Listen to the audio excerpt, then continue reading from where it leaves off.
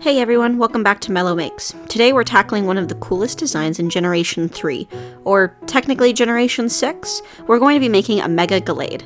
He's got the blades, he's got the cape, he looks like a psychic gladiator superhero. We're going to start with the base, and I want that base to look like it's ruins, and I want him standing on top of them. So I'm taking this aluminum foil and bulking it out until I have a nice round shape that I'm happy with.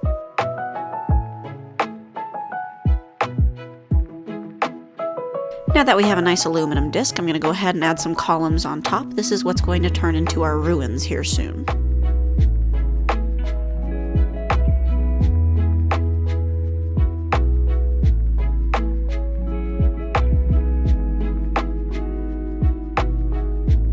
I wrap another piece of foil around all of it just to keep it all together.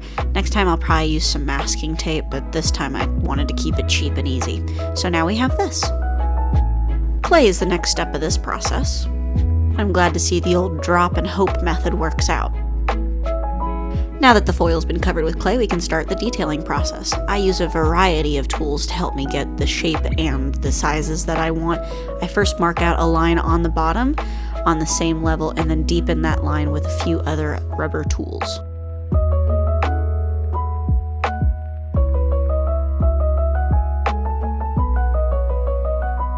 I'm trying out a new technique here where instead of adding more clay on top of the clay, I'm actually taking away some of the clay to make these sharper edges. And I do like how it works. I'm really a lot more used to adding clay on, so it was interesting to try something a little bit different than what I'm used to. Once I figure out where I wanted the stairs, I go ahead and start working on the columns next. The columns are meant to be really smooth and tall, so I'm just taking one of the tools and using the handle to help get me the shape that I was looking for.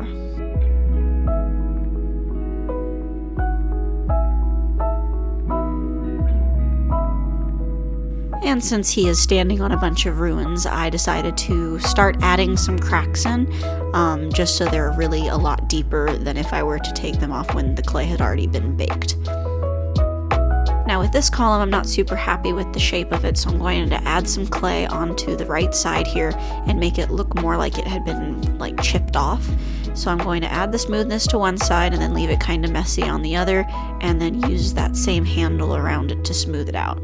Now I'm adding more cracks, so that way it's super deep. And then I also want to add some more detail work, so instead of just like a smooth flat column, I'm going to go ahead and add some grooves in it to give it a design. Kinda Roman inspired.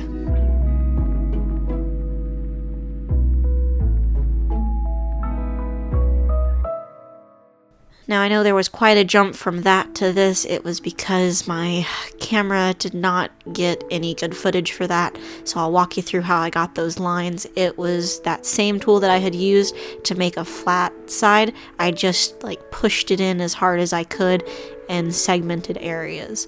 And now I'm going to go ahead and start adding all these cracks along it. I did not bake it yet. I wanted to make sure that those cracks really were deep, so that way the paint would flow into it and give a nice texture to it.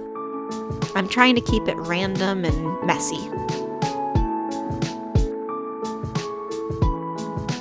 Now that the ruins have been made, it's time to actually work on the gladiator himself.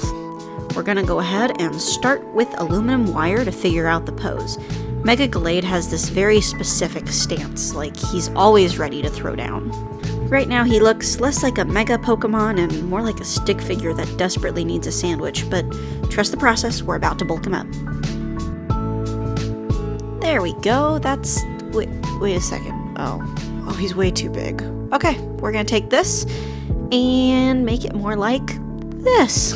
There we go, that's a size that's actually manageable now. What the heck was I thinking?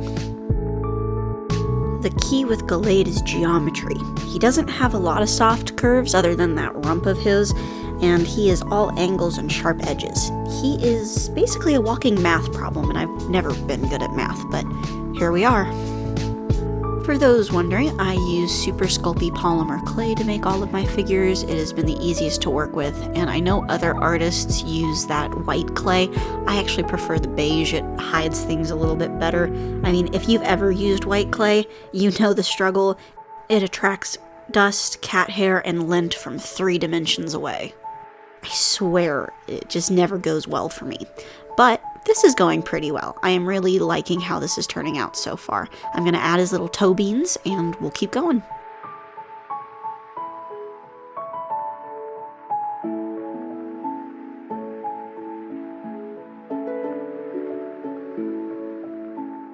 Now for the centerpiece, the head. Mega Gallade basically looks like he's wearing a futuristic Spartan helmet, so I'm starting with the base and then layering on his helmet. The trick here is the symmetry. If you're off by even a millimeter, he goes from legendary duelist to confused pigeon really quick. I'm using one of my smaller tools to carve out those narrow, intense eyes. Honestly, with that sharp glare, he looks like I just told him his favorite move got nerfed in the patch update. It's fiddly work, and I definitely held my breath for about 3 minutes straight, but once that helmet shape locks in, the whole personality of the sculpt just comes to life.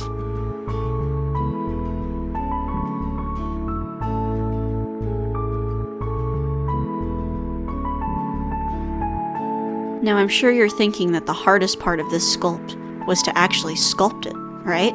No. The hardest part was finding a way to bake this thing where it didn't accidentally crush his ears or his helmet. So, here's some behind the scenes footage of how I hung him upside down in the oven to lock in those details.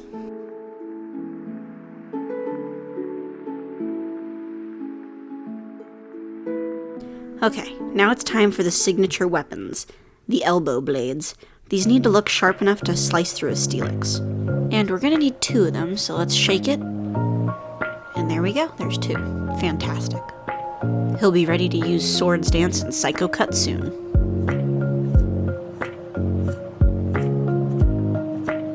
Now that the aluminum foil arms have clay on top, we can go ahead and add the blades. Okay, now we're getting somewhere. He's officially looking sharp. Get it? Sharp? Because of the blades? Okay, I'll stop. Into the oven they go. Now it's time to work on the cape. Well, is it a cape? Are they wings? Or is it just like really intense back muscles? I don't know. Irregardless, it looks cool. This part is weirdly satisfying. I get to drape the clay over and make it look like fabric that's blowing in the wind. Now I'm going to take a moment and pray to Arceus that he and the cape comes out of the oven okay. He survived the bake, and he is rock solid. Now because I used a beige clay for the base, he's currently looking more like a shortbread type of Pokemon than a psychic type of Pokemon. To fix that, we're going to go in with a crisp white base coat to cover everything.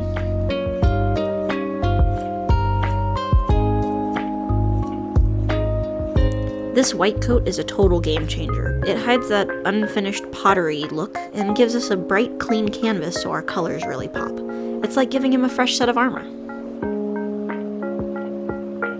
Now it's time to add in some flavor, so I'm going to go ahead and add the teal color to the back of his wings. Or his cape. Whatever they are.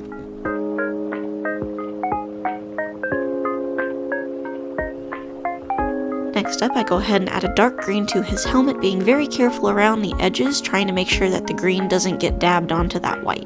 Any mistake I do make will be hard to cover up, as white doesn't cover things very easily, but I do my best, and I think it's turning out really nicely so far. Next up is his arm blades. I decided to go with a vibrant pink. I really wanted to capture that psychic type energy, and this pink creates a very strong contrast against the teal and white.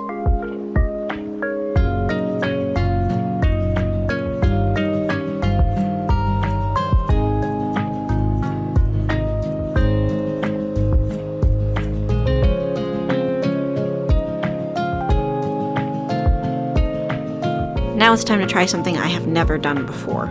I am going to take a fine point black pen and outline all of the edges.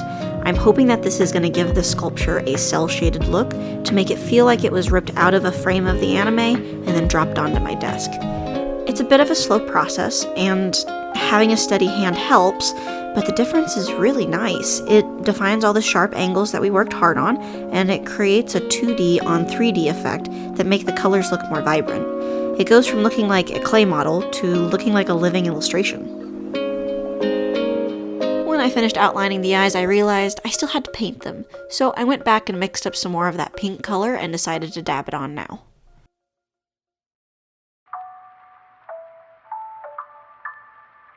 His eyes get a pink base coat, and then I layer on a lighter pink base coat on the top.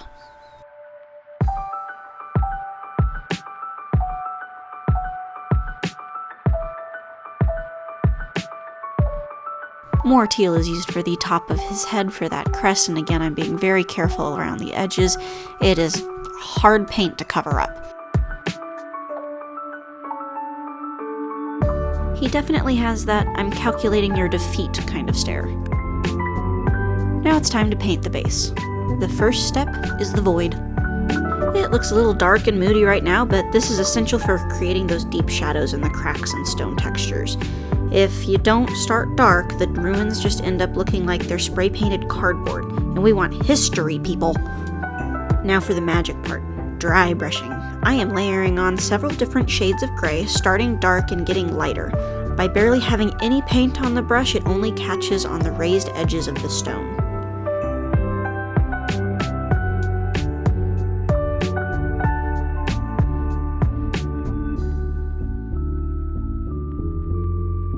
See that? Suddenly it looks like these columns have been sitting in the rain for like 2,000 years instead of just sitting on my desk for like 20 minutes. Just kidding, this didn't take me 20 minutes. It took me like 20 days.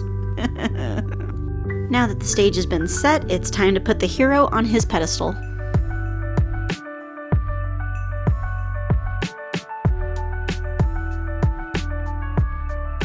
If you enjoyed watching this build come to life, give the video a thumbs up and subscribe so you don't miss the next project.